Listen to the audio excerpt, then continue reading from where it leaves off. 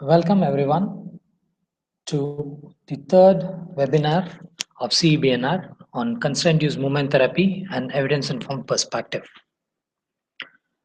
Myself, R. Vasantan, neurophysiotherapist, PhD scholar at Manipal University, India, would be presenting this webinar on Constraint Induced Movement Therapy.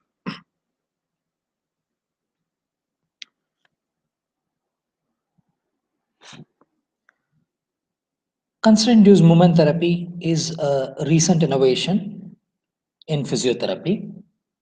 It was founded by Dr. Edward Taub of America, who is based on University of Alabama. He has created this novel intervention in the 1990s, and since then it has evolved. His work was based on Dr. Michael Merzenich, who had worked with primates, especially monkeys, and found that when the primates use their arm or leg for an activity and they repeatedly practice, the brain areas controlling them develop. On the contrary, if they do not use, it shrinks. And this finding was extended by Dr. Edward Taub for his application on CIMT. He extended these findings to humans, and currently CIMT is one of the most extensively studied interventions in physiotherapy with more than 800 studies to its credit. The findings and the changes which have been found in the brain has been proven through functional MRI.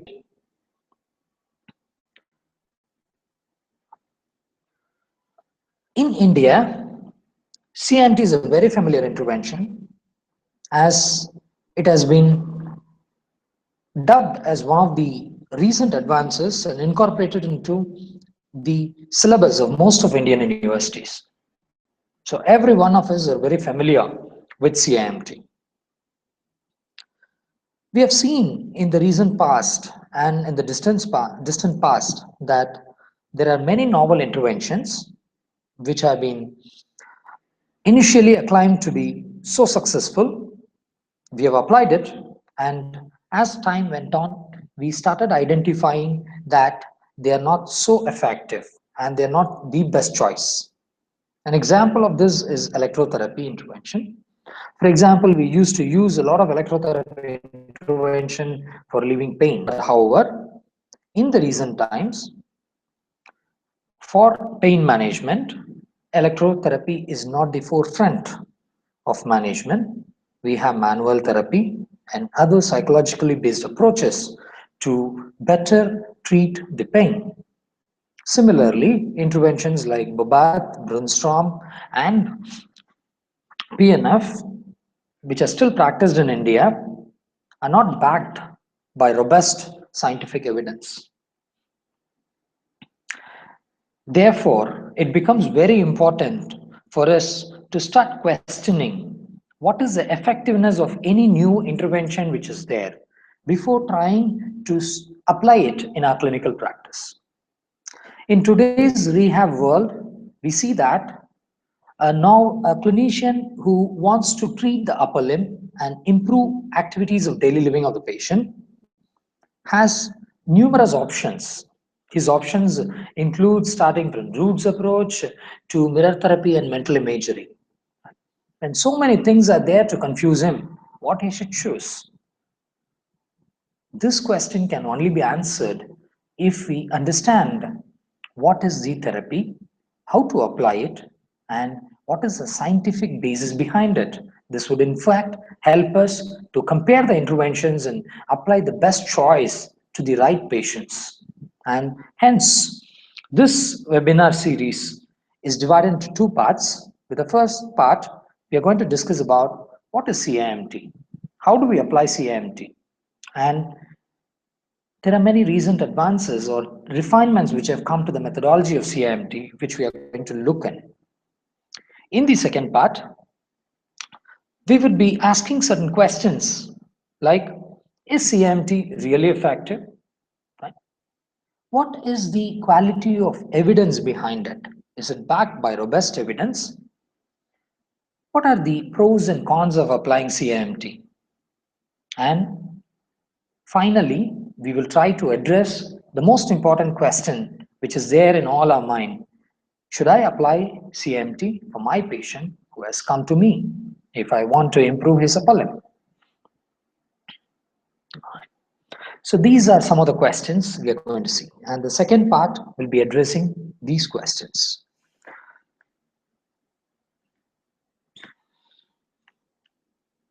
When we hear the term constraint induced movement therapy, what comes to your mind? Normally what comes to our mind is, we all are familiar, so we know that we apply a constraint to the normal side of a stroke patient, and we ask the patient to practice and do exercises with this affected side. This is what we think as constraint induced movement therapy. But of late, we understand that it is not a very simple or a straightforward procedure, but it is a therapeutic package. It consists of multiple components, and these components are not just physical exercises, but they incorporate a lot of behavioral interventions. Right. So we apply CIMT to people in different stages of stroke, from acute to the chronic stages. And for whom do we apply? We apply it for people who do not use their arm for daily activities. We consistently see that our patients who come to us ask us a lot of questions. They ask us, will I be able to wear my shirt? Will I be able to wear my pant? Will I be able to eat with my right hand? Will I ever be able to eat and clean with different hands? When can I drive my bike again? Aren't these the common questions which our patients ask to us? Yes. So, how do we answer these questions? How do we help these people to improve in it? Right? The first and foremost thing we need to understand, if at all we need to address this problem, is, do patients really use their limb?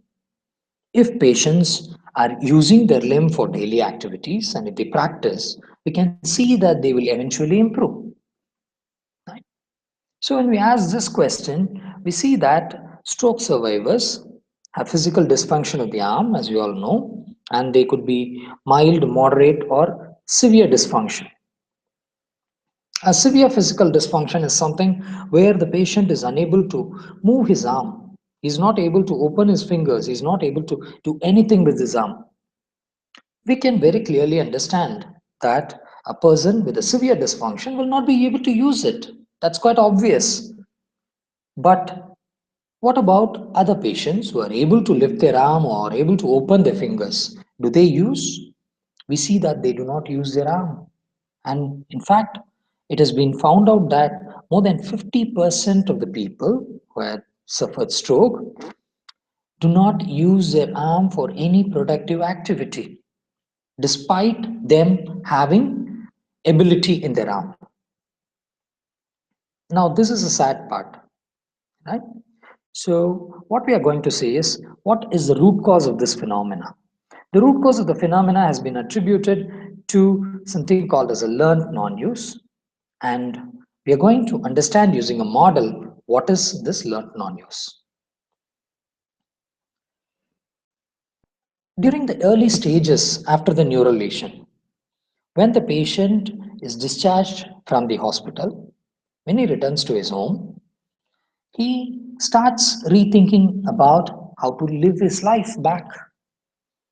He thinks about, will I do my activities?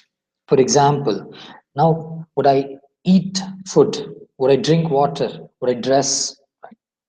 As time goes on, he starts thinking not only about self care, he also thinks about what he can do at home. And more importantly, he starts rethinking how does he get back to his life, how to go to job. how to drive the vehicle, and all these. All these different needs are the basic ones which drive a person to keep doing things. And if you look in the slide, we have in the center part the hierarchy of needs, right? So these needs start driving the patients who come out of ICU and are living at home, right? And as they start attempting to do ADL, right? Now they face a problem. What's the problem? They have a normal side where when they try to do activities, they can do it. And with the other side, where they were trying to do most of the activities previously before stroke, they are not able to do it. Right? So what happens? Right? If you look into the left side of the panel about the normal side, right? When patients attempt, they're successful. When they are successful, they tend to be motivated to for example, they try to take a glass of water and drink water, right?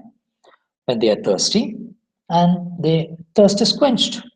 So what they do is they try to do it.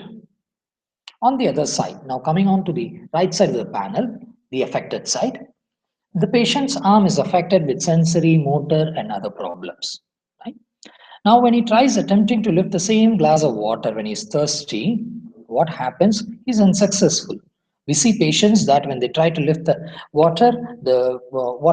glass tumbler turns off and the water spills down. Right? Now, once this spills, he attempts again and again it spills, and so he starts getting demotivated in using the affected side. Now, this is what happens in the earlier stage. Now, as time goes on, what happens?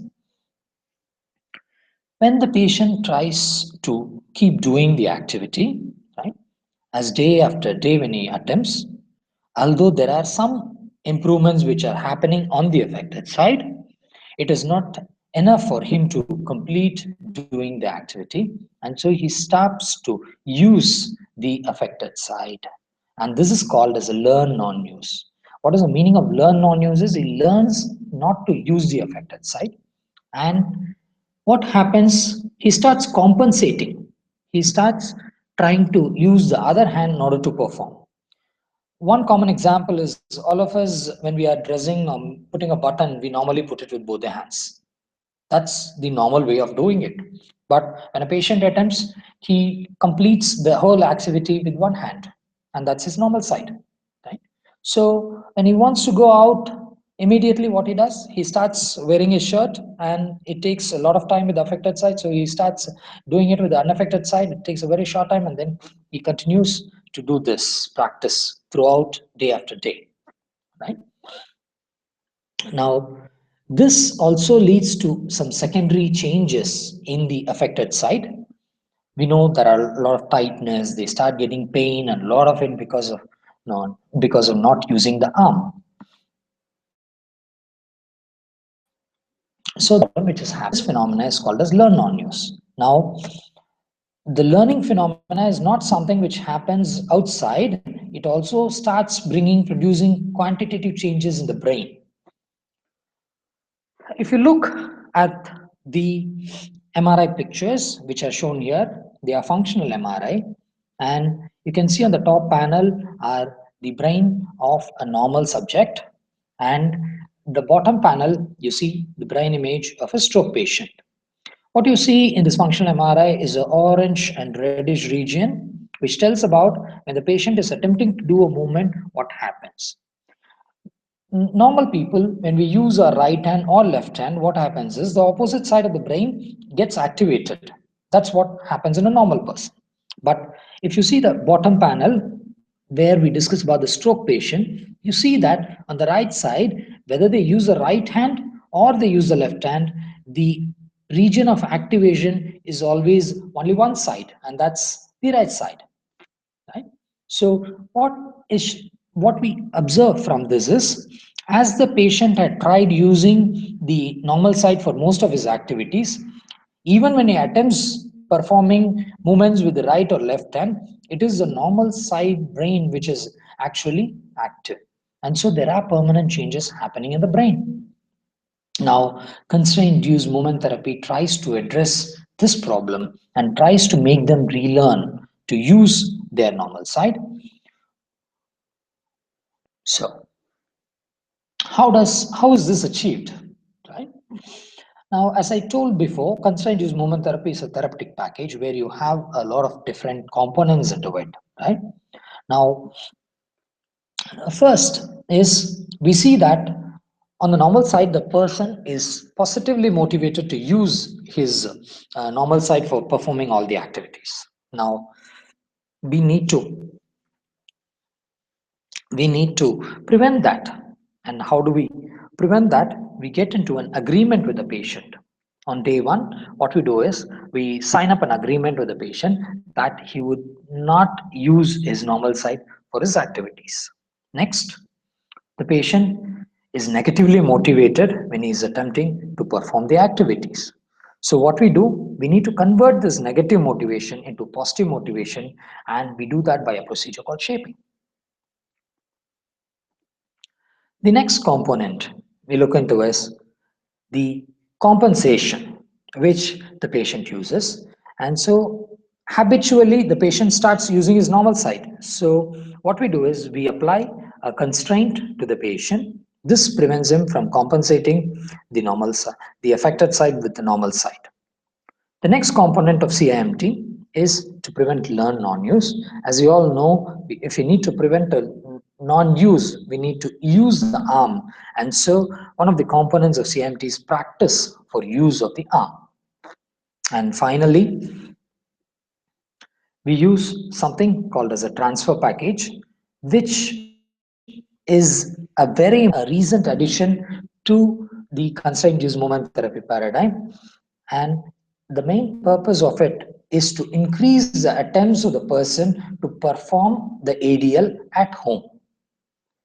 That's the use of a transfer package. So, in summary, the basic components of constraint use movement therapy include practice of task-based exercises, shaping, transfer package, and use of constraint for the normal arm. In a CIMT, all these components are not applied separately, but they are intertwined and applied in a systematic manner for many hours a day and for at least 4 to 6 weeks. Now, what we are going to see is we are going to see each of these components slightly in more detail so that it will be easy for us to apply CIMT. The first component we're going to see is practice of task-based exercises. We saw that the learned non-use phenomena is one major thing, and not to prevent it, we need to make people use it. What we do in this, we ask the person to practice activities like eating, dressing, laundry, etc. And they are practiced both during therapy session and at home for long periods, approximately 3 to 6 hours. And as the patient practices it, we give less amount of rest period and ask him to practice this more. And that's called as mass practice. It is one of the key components of practice of task-based exercise. For example, activity of folding clothes. Say, for example, in the clinic, you're there and you have to train a functional activity. What you do is you give them a set of cloths and ask them to fold it and arrange it neatly inside a basket. So the patient has to try doing this activity. We don't put a lot of control on how he does it or things like that. We just ask him to complete the task. That is what we do in a task-based exercise. The second component of CIMT is shaping. Now, shaping is a behavioral psychology method that follows operant conditioning procedure. For many of us in the field of physiotherapy will not be very familiar with the operant conditioning procedure, but basically it's a model from psychology where people look at the behavior and they think how to change the behavior. Right? What is a behavior? It is any observable action that is performed by a person. And this behavior could be desirable or undesirable. For example, in CIMT, we see that the desirable behavior is the patient has to use the affected arm for his ADL activities. But the undesirable behavior, what is actually present is he uses a normal side and performs activity. So the normal side, if he tries performing the activity, the affected side is not going to improve. So we want the desirable behavior of using the affected side. And what they do in operant conditioning is they positively reinforce the behavior. So whenever he attempts, we reinforce the behavior, and as we give a positive reinforcement, the behavior starts strengthening. At the same time, we also try preventing the undesirable behavior. Right? So how do we apply shaping? In a clinical practice, shaping for shaping, we give certain motor tasks. It could be a functional task or a non-functional task, like pegboard, lifting and placing common objects which are available around. And it's a more structured practice. We first start with the desired activity matching the ability of the patient and progress in small incremental steps towards the final goal. The focus of training is to improve the movement efficiency, wherein the distance, direction, grasp, speed, etc. And these could be made. And each activity is repeated at least 10 times for 30 seconds, each with 30-second trials. An example of a shaping. Say, for example, the patient is asked to sit in front of a table, a small block is placed, and he is asked to lift the block and place it on a box. And the patient practices doing this. And after certain amount of practice, we increase the complexity of the task by giving him bigger size blocks, by placing the box farther away from him so that he needs to reach farther away. And also we can increase the height of the box so that the patient has to make more effort in order to lift his arm. And once the patient moves from first level to the immediate next level, we support it with a lot of positive reinforcement. We give him a lot of appreciation. And that is what is going to help him in strengthening his behavior. We saw that the patient is negatively motivated in order to use the arm, and by these appreciations, whenever he attempts and he succeeds, these are going to positively help him. And in a shaping, there are different components which are used in order to motivate him. If you can see here, the first component is a modeling, wherein the patient is shown what is that activity and what is the success in that activity that's expected out of him. So the therapist sits in front of him and demonstrates. If you can lift this and place it over here, that's a very good thing. So the patient starts thinking, okay, how do I do that? So he's already into the task. The next is when he's attempting to do that, we start coaching him. When he makes mistakes which prevent him to get a success in that activity, we just correct it by giving feedbacks. And then as he does it, when he starts improving in it, we give him encouragement. This could be by verbal praise or even by just by the look of the therapist. uh, we can encourage the patient. And finally, once he completes the activity, we give him cumulative feedback on how much he tried, how much he succeeded today. And these different methods are used in order to motivate the patient.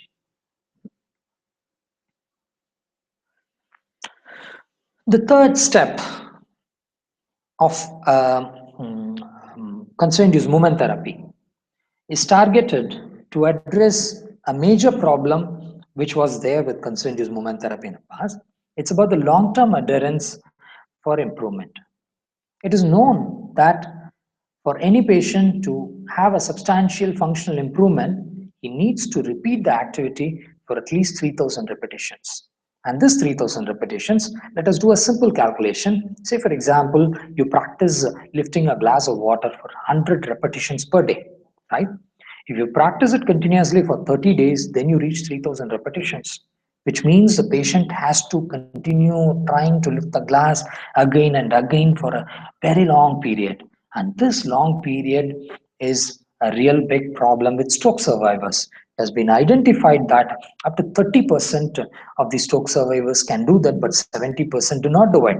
In a large study conducted where they followed up 500 patients, in spite of being given the importance of exercise and asked them to repeat it, when they went home, they did not do it. 70% did not do it. And that's a huge problem. Hence, it becomes very important that we need to also increase the adherence, because exercise is not that you do it today and tomorrow you are going to get an improvement. So, the bigger question which the patient always has is, now I can, but will I? What do I mean by this? The patient can now, he sees that there are some improvements in his movement to the shaping task and things like that. But to use this to a daily activity is not simple or straightforward. So what we do in a CIMT is use something called as a transfer package, which is a set of behavioral methods which are used to transfer the gains from clinic to home. And as seen with the previous techniques of shaping and functional task practice, this transfer package contains multiple components. Some of the components are daily administration of motor activity log, home diary, problem solving to overcome barriers, behavioral contract, and the like. We will see each one of these components in detail. First is motor activity log. What's a motor activity log? Motor activity log is a list of daily activities which the patient normally would have been doing before stroke. Say, for example, turn on a light with a light switch, open a drawer, remove an item of clothing from a drawer, pick up a phone, etc. Right? And in a motor activity log, what we do is we show this to the patient and we ask the patient to tell us how much does he perform these activities at home with his affected side, and while he's trying to perform, how well he is able to perform this. And these questions we ask them on a daily basis, right? That is motor activity log. Second is daily diary monitoring. What's the daily diary monitoring? There are some activities which the patient would perform at home, right? What we do is we ask him to list all the activities which he tried on a day using his affected arm, and what were the difficulties he had in using that affected arm, right? He has to note it down in the diary and he has to bring it for the next day's session. The third component is home skill assignment. What do we do in a home skill assignment? During after the therapy session, we sit with the patient and we ask them to tell us the different tasks he performs at home. Once he tells a list of activities he performs at home, then we ask him to categorize these into what are those activities which he cannot do, what are those which are easy for him, and what are those which are difficult for him. We categorize it. And after we categorize, we create a daily schedule sheet. Or in this, we list down the activities which were both easy and difficult for him and ask him to perform those activities at home, at least for 5 minutes of each activity, totaling around 30 minutes. And we give this daily schedule sheet to the patient. Once we give this daily schedule sheet, his work is to tick on which are the activities he could perform and which are the activities he could not perform. So this is home skill assignment. So as you see this, we have seen that there are three different things we have done. One is motor activity log. We give a list of activities and we ask him whether he used affected or non-affected. Then we ask him to list down what are the activities he does at home and we ask him to tell what are the problems he has. And then thirdly, we ask him to list a set of activities for a day and ask him to perform it at least for 30 minutes and we ask him whether he could perform it or not. Okay. The next day when the patient comes, we sit with them and do a problem solving. Say for example, this is the daily sheet analysis, what he has brought in, right? We analyze this and we see that out of 6 activities which we have given, he did not perform 2 activities. So we ask him, what's the problem with that? And he tells that, for example, I couldn't lift a bucket of water. It was because it was too heavy, right? So that's one of the problem he faced. The other problem is he tells that I couldn't pick up the soap because the soap was very small and it was falling out from my hand. Right? So we discuss with him what could be the best possible solution for it, and the solution could be very simple. Say for example, you ask him to lift half bucket of water and make and go from one place to the other place twice. Right? This is one of the solution. before acting. Similarly, for the other problem, we can sit with him and we solve the problem and we try to give him possible solutions. And many a times it will be surprising to see that the patients, once they are aware about the problem, they themselves will come out with good ideas as to how they can overcome the problem. That's the fourth component of transfer package. And the last component of transfer package is a behavioral contract. We told at the beginning that people are using the normal arm and we get into an agreement with them. So this is a sample form of a behavioral contract where we ask the person not to use the normal arm. We get an agreement with him that he will wear the constraint device which is being provided to him, and he will practice at least 5 days per week, and every day he will perform 5 hours a day, right? And the therapist signs in it and the patient also signs in it, right? Now, so what happens is the patient starts getting committed, right? He in his own hands has written that he will do this, right? So whenever he does not do it, this comes to his mind, be a contract. A similar contract is also signed along with the family members where they agree to help the patient when he is actually has difficulty in performing certain activities. So all these components together consists of what we call as a transfer package. This was added as a later point to the regular CIMT, but fortunately it has been found that this is one of the most potent components of CIMT where it increases the effect of CIMT by at least 3 to 4 times. The last component of CIMT is the arm restraint. The normal arm is constrained by using a device, especially a sling or a mitt. This could be any device. And whenever we think of CIMT, this is the only thing which comes to our mind immediately. But weird, it is found that this is not the most important component of CIMT. And it is okay to do away with this. That is, you can also ask the person not to use the mitt, but to perform the activities. So what is much important is the patient's practice of using the affected arm is much important, and the arm restraint is not a big thing in CIMT.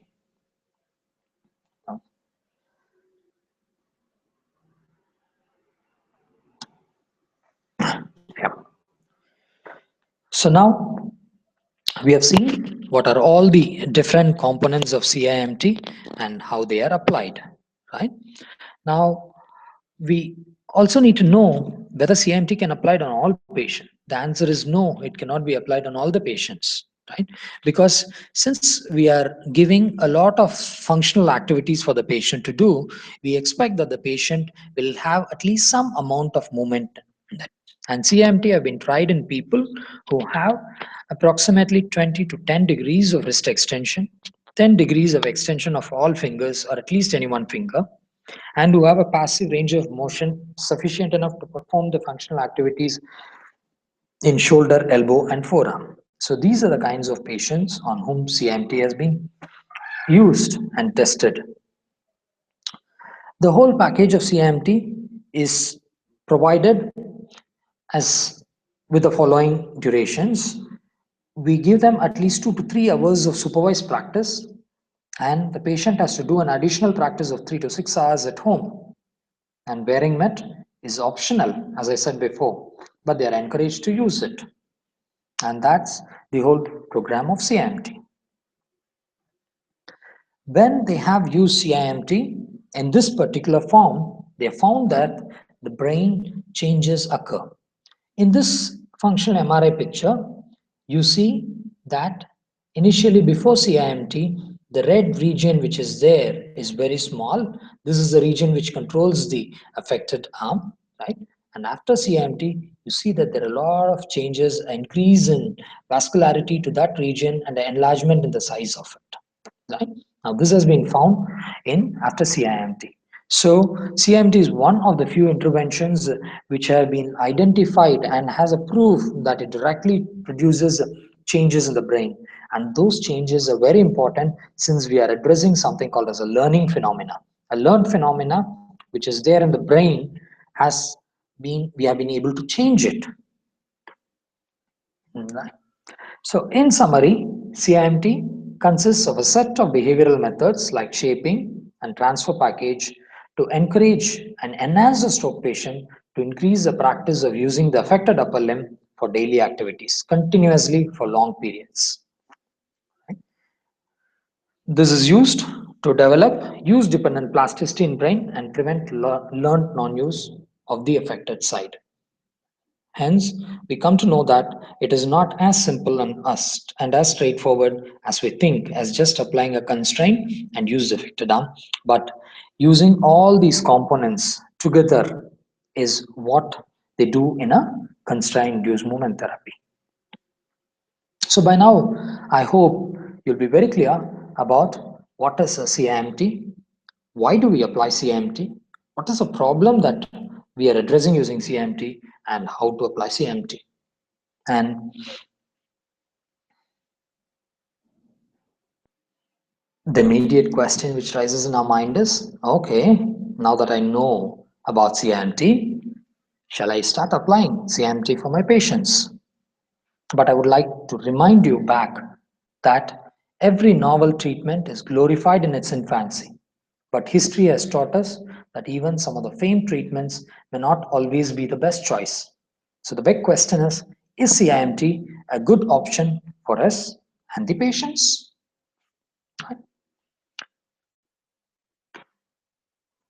The answer is you need to wait. You cannot immediately come to a conclusion that, okay, now that I know, I'll apply it, right? You need to wait for the second part of the CIMT. What are the current evidences?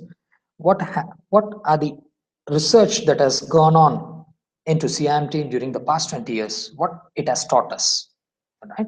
And this process is not simple or straightforward. And we have seen that there are more than 800 studies on CIMT, but only a few of them are higher quality and the others are lower quality.